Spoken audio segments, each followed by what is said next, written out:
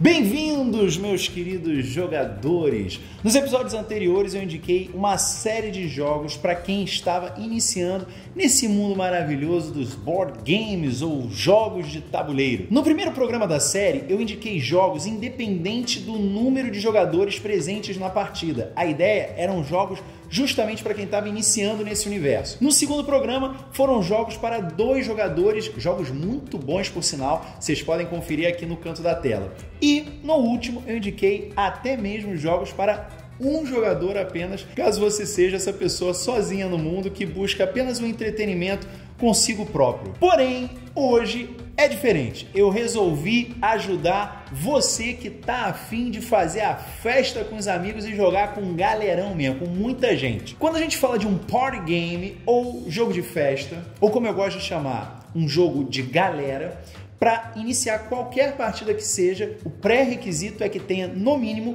4 jogadores. Embora, na maioria das vezes, seja melhor que ele tenha uns 6 jogadores para ficar mais divertido. Aliás, isso é um outro ponto importante e fundamental nos jogos de galera. Ele precisa ser leve, divertido e ter bastante interação social entre os jogadores para ser considerado justamente um jogo de festa ou um jogo de galera. A média de tempo de uma partida de um jogo desse gênero costuma variar entre 5 e 30 minutos. Eu já adianto que foi bem difícil selecionar 5 jogos de galera, mas diferente do vídeo anterior, não foi difícil porque tem pouco, foi difícil que tem muita opção.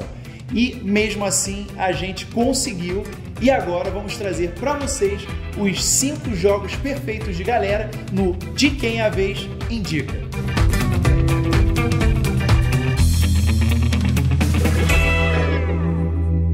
Você quer um jogo que dê para jogar até mesmo num ônibus em excursão com mais de 45 pessoas, se necessário? Então procure por Black Stories. Quando ele saiu em 2004, eu nem imaginava que ele existia. Mas em 2012 eu tive contato com a versão italiana dele. E aí ele veio para o Brasil fazendo também um tremendo sucesso. Tanto é que a gente tem hoje em dia uma infinidade de opções de Black Stories, inclusive para crianças também. Cada caixa de Black Stories contém 50 histórias que possuem um enigma. Essas histórias podem ir do cômico ao macabro. Um narrador lê a história e os demais participantes precisam descobrir o que aconteceu, fazendo perguntas cujas respostas podem ser apenas sim, não ou indiferente. Ele é um ótimo jogo para treinar pensamento lateral. Quer um exemplo de um enigma típico de Black Stories? Um homem foi encontrado morto, enforcado, pendurado por uma corda no alto da viga que tinha dentro de um quarto completamente fechado. Não tinha mais nada, nenhum objeto no quarto, exceto uma poça de água embaixo dele. O que aconteceu? Se você souber, coloque aí nos comentários. Jogos de galera muitas vezes envolvem divisões em times. Esse é o caso do ultra premiado ganhador do melhor jogo do ano de 2016, classificado como 58º melhor jogo do mundo no Board Game Geek, que eu já falei aqui em outras ocasiões, que é o nosso Codenames. Só para vocês entenderem, um jogo de galera ficar tão bem classificado assim é algo muito raro. Porque normalmente eles não primam por uma beleza técnica, uma beleza de mecânica, que depois eu vou explicar melhor em outros vídeos o que significa isso. Mas o foco de um jogo de galera é justamente priorizar a diversão. Mas Codenames parece justamente preencher esses 2 requisitos, já que ele tem uma beleza técnica e ele também consegue ser bem divertido. Além de ter um ponto que eu particularmente acho uma vantagem, dependendo das circunstâncias, que é não ter tanta gritaria, algo muito característico dos jogos de galera. Em Codenames, a gente tem 2 times de agentes secretos, um vermelho e um azul. Em cada time existe um espião mestre, que tem a única função de indicar para os demais espiões da sua equipe quais são os agentes de campo que estão disfarçados pelas ruas de Glasgow. Pode ser outra rua, mas eu quis botar a rua em Glasgow, então problema meu. Mas se você quiser, você pode botar uma rua em Bom Sucesso, em Fernandópolis, em Taquara, em São João de Meriti, onde você quiser, mas as minhas ruas ficaram em Glasgow. Ok? O detalhe é que o espião mestre, que sabe o gabarito do jogo, então ele sabe onde é que estão os agentes disfarçados, só pode usar uma palavra por turno para indicar a localização deles. Se a sua equipe errar, ela pode acabar ativando um agente do time adversário, dando ponto para outra equipe. Ou pior ainda, ela pode acabar achando o assassino. E se ela for no assassino, você e a sua equipe perdem na hora. O que dá mais agonia é que o espião-mestre não pode falar nada. Então, muitas vezes, ele tá vendo o seu time falando e confabulando sobre, pô, será que é ali? Será que é acolá? Onde é que eu vou... E aí você fica, não é isso, eu falei aquilo, não. Mas você tem que ficar calado, isso dá muita agonia. Tem muita gente que nem gosta de ser o espião-mestre, gosta mais de ficar ali tentando descobrir quem é o agente de campo e tal. Mas enfim, eventualmente pode ser que você seja o espião-mestre, você vai ter que viver com esse fardo de ser o chefe. Dica bônus! Se você gostou da mecânica de Codenames, eu recomendo bastante que vocês conheçam o Shadows Amsterdã. Não sei exatamente por que é Amsterdã, eu não li essa parte do manual, não fiz tanta questão, mas foi um jogo que me surpreendeu muito positivamente. É uma mistura de Codenames com Dixit, por incrível que pareça. Inclusive, Dixit é um excelente jogo de galera, mas como eu já indiquei ele no De Quem é a Vez Indica, que tá aqui no canto agora, e já até joguei no De Quem é a Vez, que foi o primeiraço do De Quem é a Vez lá em 2015, que também tá aqui no canto agora, eu não vi a necessidade de indicá-lo novamente no de Jogos de Galera, mas menciono ele novamente aqui indiretamente ao falar sobre o Shadows Amsterdã. Também acho que vale você conferir o jogo chamado Decrypto. Cara, esse jogo é muito divertido. Eu peguei ele para jogar com uma galera, com 6 pessoas, e é empolgante você tentar passar uma mensagem para sua equipe de maneira codificada, sem que a outra equipe consiga identificar o código que você está passando. A graça do jogo é justamente você tentar decodificar a mensagem da equipe adversária antes que ela consiga decodificar a sua. Eu não vou entrar em mais detalhes, quem sabe no futuro a gente até não joga no De Quem é a Vez, ou eu indique ele mais formalmente num outro episódio, mas eu recomendo também que você confira esse jogo se você curtiu a mecânica de Codenames. Essa próxima indicação que eu trago foi lançada nos Estados Unidos em 1999. É o típico jogo de festa norte-americano, chamado Time's Up. Essa versão aqui é a Deluxe, como vocês podem ver pelo nome, mas existem várias outras versões lá nos Estados Unidos, que são igualmente boas, tá? O jogo se passa em 3 grandes rodadas, com times de 2 ou mais pessoas, embora eu particularmente ache que fica mais divertido se você jogar com times de 2 participantes apenas. Nele, uma pessoa da equipe precisa fazer com que os demais membros do seu time sejam capazes de adivinhar o máximo possível de personalidades que estão nas cartas que ele recebeu, e tudo isso em apenas 30 segundos. O que é mais divertido é que a cada nova rodada, a pessoa responsável por dar as dicas, e essa pessoa vai mudando de rodada para rodada, vai tendo cada vez menos opções para fazê-lo. Porque no início de tudo, você pode fazer praticamente qualquer gesto, qualquer som, falar qualquer coisa. Já na segunda rodada, você pode fazer qualquer gesto e qualquer som,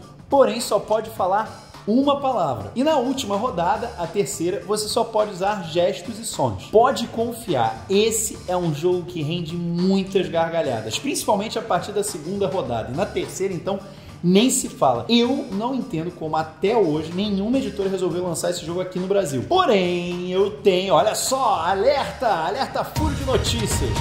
Eu soube por fontes seguras que até o final do ano tudo indica que esse jogo vai chegar aqui no Brasil, sim. Então, se já era divertido com personalidades gringas, imagine agora com as personalidades brasileiras.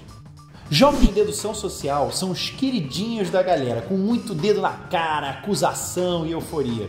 É por isso que eu indico Deception, que inclusive a gente gravou um De Quem é a Vez, que está aqui no canto, e foi muito divertido. Esse jogo foi lançado originalmente na China, mas ele fez tanto sucesso que ele foi traduzido para vários idiomas. E aqui no Brasil, em 2018, ele foi lançado pela Across the Board, uma nova editora que começou o seu catálogo justamente com esse jogo. Em Deception, um grupo de investigadores está tentando resolver um crime com a ajuda de um cientista forense.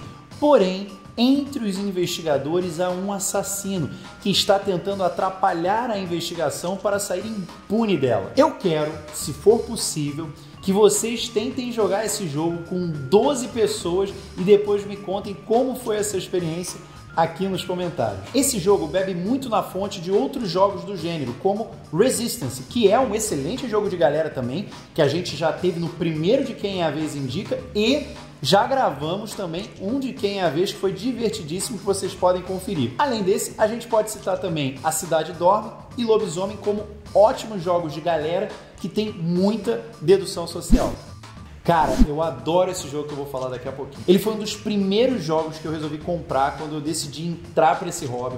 Eu comprei diretamente da Alemanha e ele até hoje consegue me divertir muito. E é claro que ele não poderia faltar nessa lista de indicações de jogos de galera. É o Six Nimitz. Ele foi lançado em 1994 lá na Alemanha, de onde eu importei. Tive até um trabalhinho para fazer isso, mas na época o eBay era bem mais fácil e tal. Mas ok, não vou entrar nesse mérito. Porém, tem nos Estados Unidos, porque pô, já foram 25 anos de lá pra cá, tem nos Estados Unidos, mas lá ele se chama Take 5. Pena que no Brasil não foi lançado e não há nenhuma perspectiva de ser lançado, pelo menos no próximo ano. Eu não tenho nenhuma fofoca quente, nada do gênero como eu tenho com relação ao Time's Up. Mal sabem as editoras o que elas estão perdendo, porque esse é um baita título e vale a pena mesmo. Inclusive, se me permitem deixar essa dica, se tiver alguma editora ou alguém de alguma editora assistindo esse vídeo agora, por favor, tragam esse jogo pra cá. Todo mundo vai agradecer vocês, eu inclusive. Esse jogo pode levar mais tempo se todo mundo quiser jogar com placar fixo por várias partidas completas. Mas óbvio, isso fica a critério da galera envolvida. Eu, por exemplo, já joguei uma partida só pra passar o tempo rapidinho, mas também já participei de várias partidas na sequência que levaram quase 1 hora ao todo. Nesse jogo, os jogadores embaralham 104 cartas, numeradas de 1 a 104. Só que, além do número da carta, existe uma pontuação que cada carta carrega, que são os chifres de touro que tem em cada uma delas, que é inclusive o símbolo do jogo. Por fim, na mesa, que é compartilhada por todos os jogadores, existem 4 fileiras que vão sendo preenchidas com cartas até serem completadas 5 cartas em cada fileira. Por isso que em inglês o título é Take 5. Em inglês é Six Nimitz, porque tem a ver com o limite de 6. Se você estoura as 5 cartas daquela fileira, você é obrigado a comprar todas elas, acumulando consequentemente os pontos, os chifres de touro que estão nela. Mas como é que funciona uma rodada simples do jogo? A cada rodada, os jogadores escolhem uma carta da sua mão para poder revelar ao mesmo tempo junto com todos os jogadores que também fizeram isso. Com base na carta que ele escolheu, normalmente o jogador só vai poder colocá-la em uma das 4 fileiras disponíveis na mesa. Se ele não conseguir incluí-la em uma dessas 4 fileiras, ele vai ser obrigado a comprar todas as cartas daquela fileira, fazendo com que ele acumule os pontos que estão registrados nessas cartas. E por que isso é ruim? Porque ganha o jogo quem tiver menos pontos. Esse é o tipo de jogo que pode dar muita raiva, especialmente para quem é bem competitivo, mas eu garanto, ele é muito divertido. E pode ficar tranquilo, porque de repente eu falando aqui, você pode não ter entendido muito bem como é que é o Six Nimitz, mas confia, se você tiver a oportunidade de comprar o Take 5 ou Six Nimitz, você vai se divertir, vai valer a pena. E depois eu quero saber também se você conseguiu comprar, conseguiu jogar e conseguiu se divertir, como eu imagino que você vai se divertir jogando esse jogo. E é isso, pessoal. Esses foram os 5 jogos que eu trouxe aqui com o De Quem a Vez Indica para você que está querendo um belo jogo de festa, ou um jogo de galera, ou simplesmente um party game. Ah, claro, tem o Doble também, mas esse é um queridinho, é um War Concours, é maravilhoso. Eu falei inclusive no primeiro De Quem a Vez Indica, aconselho muito, por isso que eu não mencionei novamente aqui, mas cara, é uma latinha, custa menos de 50 reais, eu acho, tá aí na faixa de 50 reais, dura pra caramba, você vai se divertir horrores, então tá mencionado aqui mais uma vez. Eu espero que vocês tenham gostado da indicação. Se vocês tiverem outras sugestões, sempre lembrem-se de colocar aqui nos comentários, que eu leio todos eles. Deem like, lembrem de dar like se vocês gostaram, obviamente, do vídeo, e, claro, compartilhem esse vídeo com a galera que tá entrando aí no mundo de board games, no mundo dos jogos de tabuleiro. Valeu, pessoal! Ah, calma! Aciona o sininho se você não tiver acionado para lembrar dos próximos lançamentos de vídeos aqui no canal.